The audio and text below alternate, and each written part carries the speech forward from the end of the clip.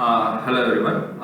In this video, we will be covering the important chapter. Same like baggage, very important, very simple, but tricky. அந்த மாதிரி chapter இது.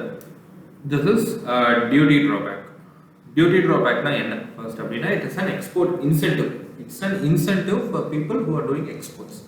India needs export. எவ்வளோக்கு எவ்வளோ நம்ம export பண்றோமோ so that we will be getting the forex reserve. So we will be having a balance of trade, everything you would have read in economics. More and more we export and more and we should reduce our imports and we should increase our export in order to maintain a good economy. So in the improve பண்றதுக்காக இந்த exports வந்து improve பண்றதுக்காக கொண்டு வந்த விஷயம் தான் duty drawback. What is it? Duty drawback is an export incentive scheme. Duties paid on imported material. Duties paid on imported material, not the export duty. நான் export பண்ணும்போது ஒரு டியூட்டி பே பண்ணுவேன்.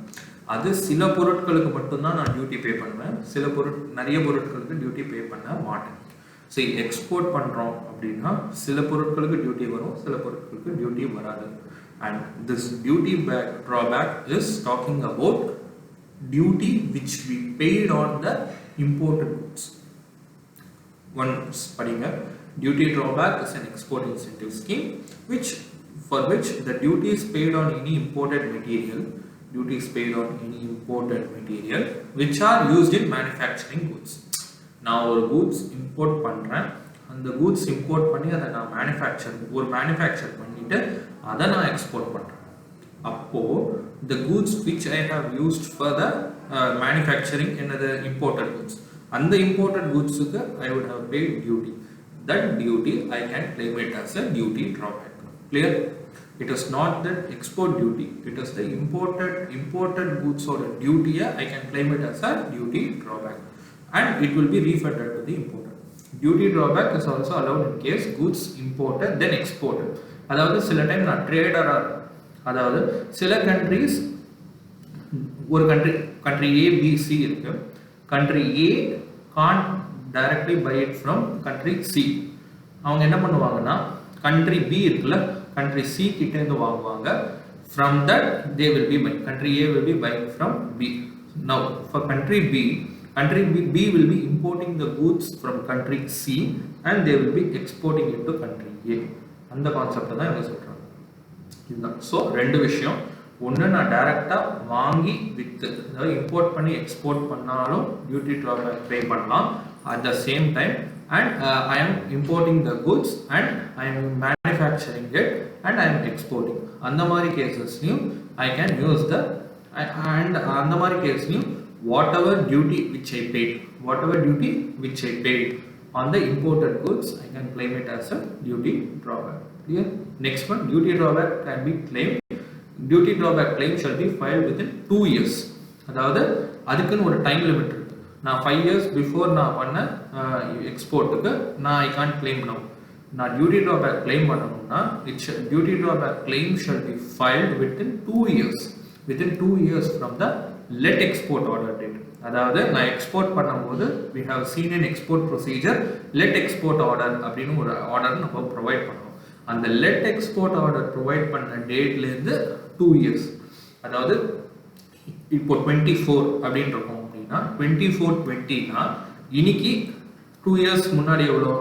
24/2018 அப்போ எனக்கு லெட் எக்ஸ்போர்ட் ஆர்டர் கொடுத்துருக்காங்கன்னு வச்சுக்கோங்களேன். அதை நான் இன்னைக்கு தான் எனக்கு லாஸ்ட் டேட். 24/2018 அன்னைக்கு ஒரு ஆர்டிகல் ஐ ஹவ் எக்ஸ்போர்ட்டட், அதுக்கு அன்னைக்கு லெட் எக்ஸ்போர்ட் ஆர்டர் கொடுத்துருக்காங்கன்னா அதுக்கு நான் டியூட்டி ட்ராபேக் கிளைம் பண்ணணும் அப்படின்னா நான் 24/2020க்குள்ள கிளைம் பண்ணணும். இன்னைக்கு தான் எனக்கு last date. So 2 years I have a time limit. Next வந்து no duty drawback if the duty drawback amount is less than 50 rupees. 50 rupeesக்கு ஆர் கம்மி அப்படின்ற ஒரு வேல்யூக்கு டியூட்டி ட்ராபேக் கொடுக்க மாட்டேன். Because very small amount they can, அந்த administrative procedure ஜாஸ்தியாக இருக்கும். they can't spend that much time for the 50 rupees அப்படின்ற மாதிரி. அண்ட் இது வந்து லோவர் லிமிட். அப்பர் லிமிட் என்னன்னா duty drawback is restricted to 1/3 of the market price. இப்போ நான் வந்து ஒரு எக்ஸ்போர்ட் பண்ணுறேன் அண்ட் இம்போர்ட் பண்ணி I am using it and I am exporting it. இப்போது மேக்ஸிமம் என்ன சொல்ல வராங்கன்னா அந்த பொருளோட மார்க்கெட் ப்ரைஸ் என்னன்னு பார்ப்பாங்க.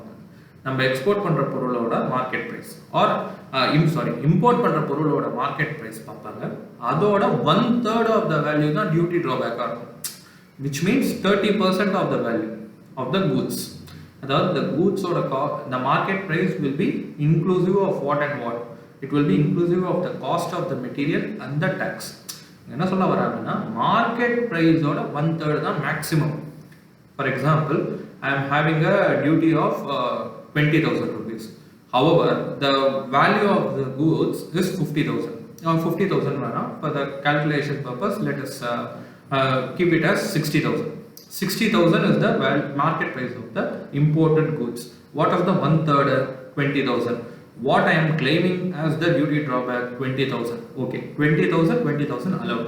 However, if I am claiming 22,000, no, they won't allow. They will maximum allow only 20,000. Clear? Next one வந்து no duty drawback if it is less than 1% of FOB.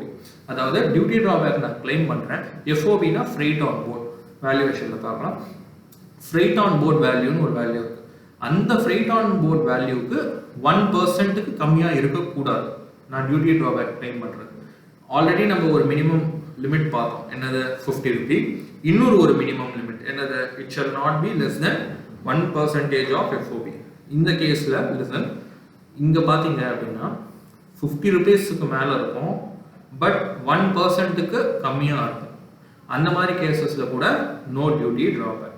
No duty drawback if it is less than 1% of FOB. இங்க இன்னொரு ஒரு twist என்னன்னா, if less than it, however they will allow. எப்போ DD shall not be less than 500. நான் 1% கம்மியா duty drawback, அதாவது 1% of FOB கம்மியா duty drawback claim பண்றேன், allow பண்ணுவீங்களா? On the face prima facie பார்த்தோம்னா no. However, if the duty drawback is more than 500, they will be allowed. Clear? This is very important, understand it. Next one, this is very important. Section 74 and 75. Be careful. இது customs duty act, அது வந்து வேற. அந்த GST ல நம்ம 73 74 பார்த்தோம், இது வந்து 74 75 customs-ல பார்க்கணும். So கன்ஃபியூஸ் பண்ணிக்காதீங்க.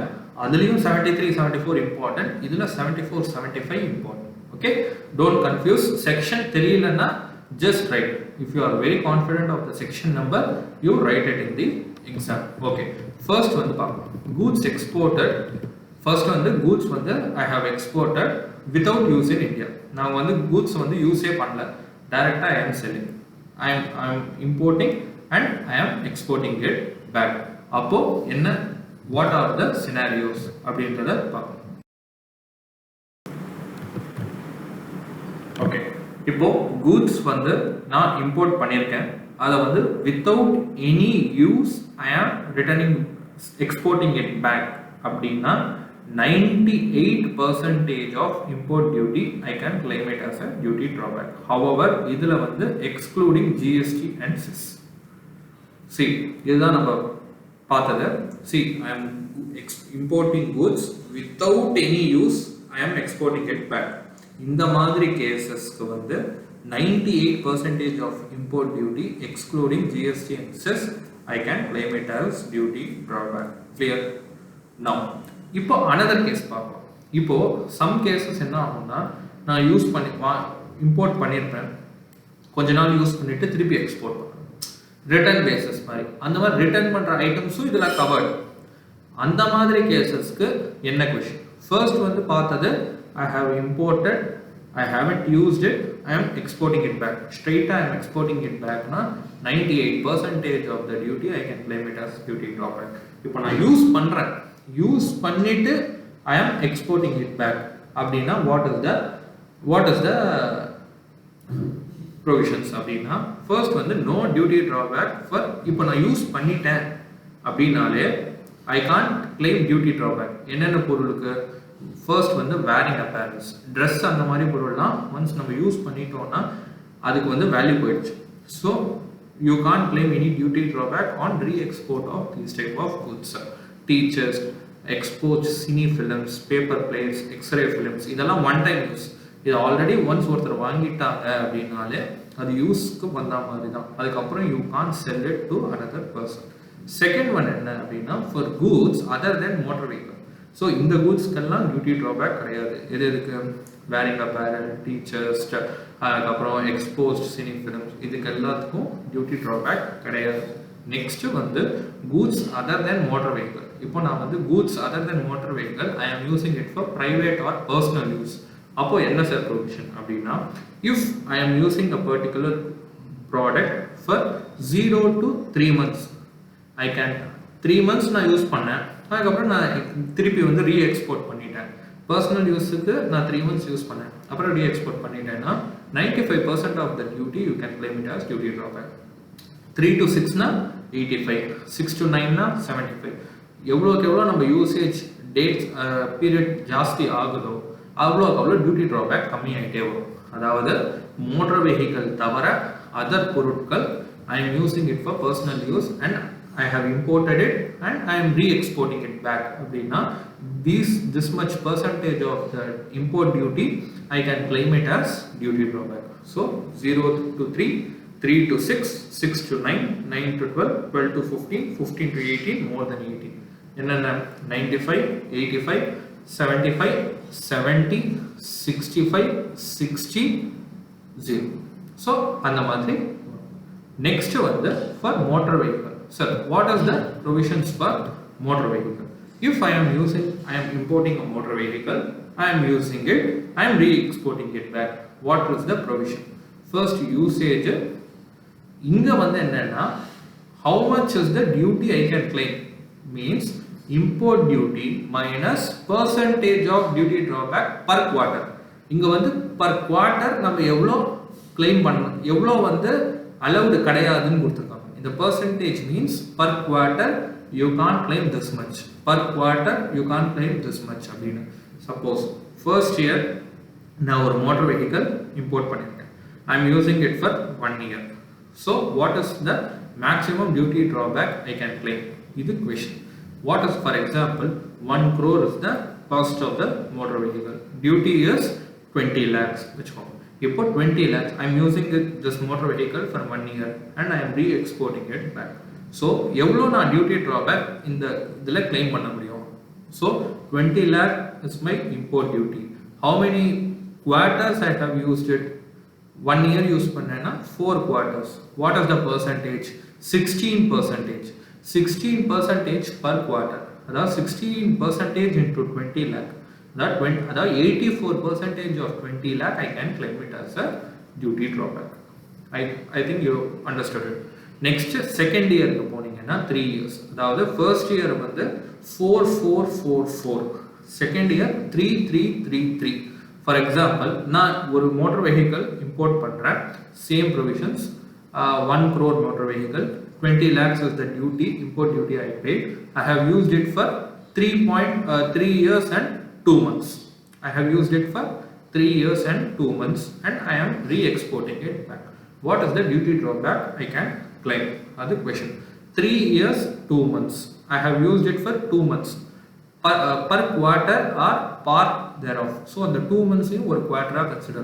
3 years le எத்தனை quarters இருக்கு? 4 plus 4 plus 4, 12 and 1 quarter. So, 13 quarters இருக்கு.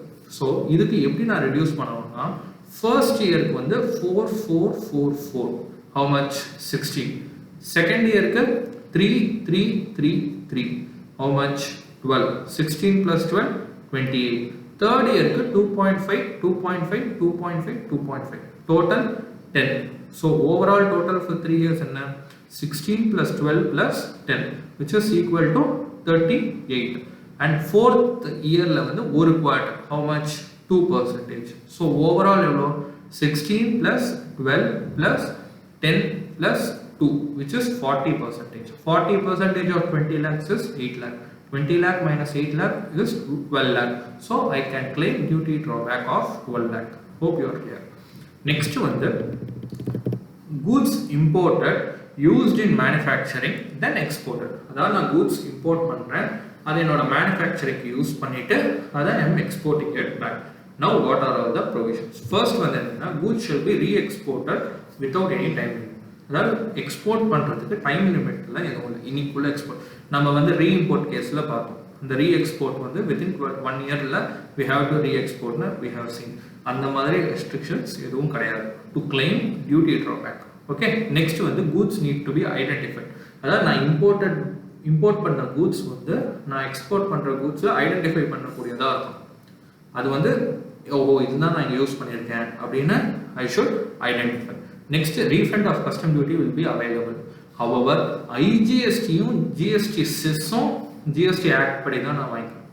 இங்கே வந்து BCD and social welfare surcharge மட்டும்தான் I can get it back.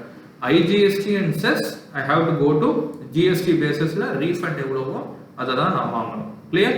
Next duty drawback எவ்வளோ, வாட் இஸ் த ரேட் அப்படின்னா ஆல் இண்டஸ்ட்ரி ரேட் அப்படின்னு ஒரு ரேட் வந்து கவர்மெண்ட் கொடுப்பாங்க. அந்த ஆல் இண்டஸ்ட்ரி ரேட்டில் நீ எந்த இண்டஸ்ட்ரியில் இருக்கியோ அந்த கூட்ஸுக்கு என்ன ரேட்டோ அந்த ரேட்டை தான் you can claim. More than that you can't claim. Clear? All industry rate is the rate you can claim the duty drawback. See, if the rates are not notified, and the all industry rate la உன்னோட ப்ராடக்ட்டுக்கு உன்னோட இண்டஸ்ட்ரிக்கு ஒரு ரேட்டே கொடுக்கல, அப்போ what? Then apply the brand rate. Brand rate na you have to apply for brand rate. ஒரு brand rate ஒரு rate இருக்கு, அதுக்கு you have to apply, and apply பண்ணி you can get the rate, and the rate you can get the duty drawback. See, if I am having all industry rates, but என்ன ப்ராப்ளம்னா அந்த all industry rate வந்து apply பண்ணா 80% of the duty கூட எனக்கு வரல. See, but it is lower than 80%. அதாவது duty drawback வந்து மினிமம் எனக்கு 80% ஆவது வரணும். நான் வந்து 20 lakh பே பண்றேன்னா at least I should get 16 lakh. But on applying that AIR rate not even getting 80%. இப்போ நான் என்ன சார் பண்றேன்னா don't worry, go and get the special brand rate. Special brand rate ன்னு ஒரு ரேட் அப்ளை பண்ணி you get that rate and you apply and you move on. So minimum you will be assuring to get 80% அப்படின்றது இதுல இருந்து தெரிய வருது. Okay, interest on demand duty drawback. Okay, DD வந்து நான் வந்து எனக்கு வந்து I have to pay it to the government. இது எப்போ சார் வரும் அப்படின்னா தெரியாம டிபார்ட்மெண்ட் வந்து erroneously they would be paying some duty drawback to you without proper verifying, they may be paying to you. அந்த மாதிரி கேசஸ்ல this is applicable. ஜெனரல் கேசஸ்ல எப்படி வரும்னா டியூட்டி drawback அவங்க பே பண்ற மாதிரி தான், பிகாஸ் நம்ம கிளைம் பண்றோம்னா அவங்க தான் பே பண்ணணும்.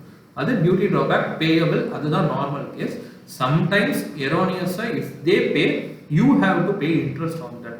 if they are paying it in late they will be paying interest. Okay, if I am paying interest, always my interest rate will be less. If they are paying me interest, always the interest rate will be more. சரி, okay. இப்போ அவங்க வந்து எனக்கு duty drawback பே பண்ணணும், but time லிமிட்குள்ள பே பண்ணல அப்படின்னா they will be paying interest. What is the rate?